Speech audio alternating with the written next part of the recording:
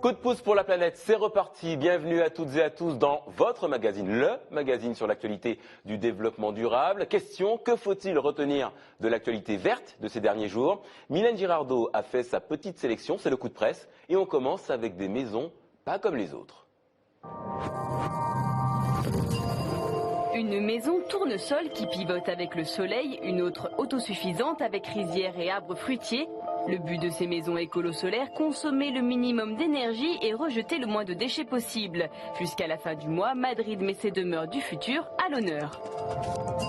Lutter contre les dérives et influencer la future politique commune de pêche européenne, c'est l'ambition de l'association Fish Fight. Des deux côtés de la Manche, l'ONG mobilise le public, valorise la pêche artisanale et lutte contre les rejets de poissons morts en mer.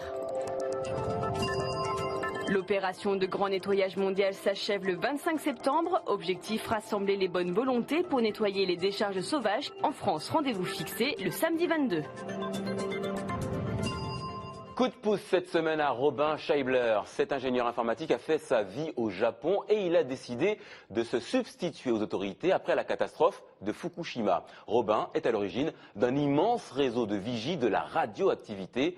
Voyez ce reportage de nouveau, le magazine de la RTS. Il est signé Yann Diehed. C'est une histoire de hasard et d'un certain esprit de responsabilité à la fois. Le 11 mars 2011, quand la Terre tremble au Japon, Robin Scheibler est à Tokyo. Il travaille pour une grosse société informatique.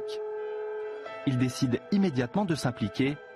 Le milieu cybermilitant va lui en donner l'occasion.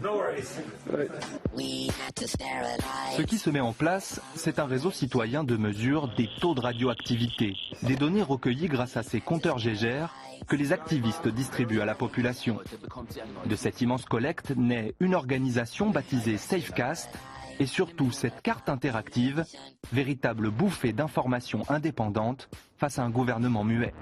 Il y a eu un manque de transparence inexcusable envers la population, et tout particulièrement les gens qui vivaient autour de la centrale, qui ont d'abord été évacués dans une zone où les radiations étaient plus élevées que où ils étaient originalement. 5 mois après l'accident, l'État leur donne même la permission d'entrer dans la zone d'exclusion. Fukushima et sa périphérie, un secteur condamné. Les personnes qui ont des enfants sont parties. Il n'y a plus que des gens vraiment au-dessus de 60 ou 70 ans.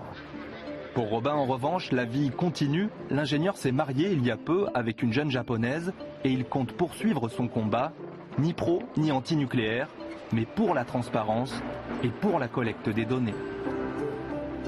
Carton rouge maintenant, et gros carton rouge au gouvernement français. Cette semaine, à l'issue de la conférence environnementale sous l'égide du président François Hollande, on nous annonçait l'arrêt de la centrale nucléaire de Fessenheim en 2016. On nous annonçait la fin de l'exploration des gaz de schiste. Oui mais voilà, révélation du canard enchaîné, à Nonville, petite commune de l'Est parisien, des groupes pétroliers ont obtenu des permis de forage pour chercher du pétrole de schiste.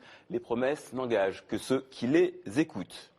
Un ouvrage indispensable maintenant. Procurez-vous vite la réédition de Printemps silencieux. C'est aux éditions Wild Project.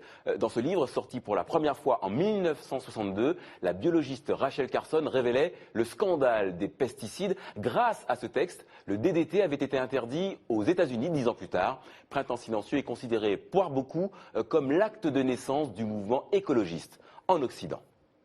Voilà, c'est la fin de ce coup de pouce pour la planète. Bien sûr, on se retrouve sur notre site, sur Facebook. Moi, je vous dis à la semaine prochaine. Et d'ici là, prenez soin de la planète. Elle le mérite.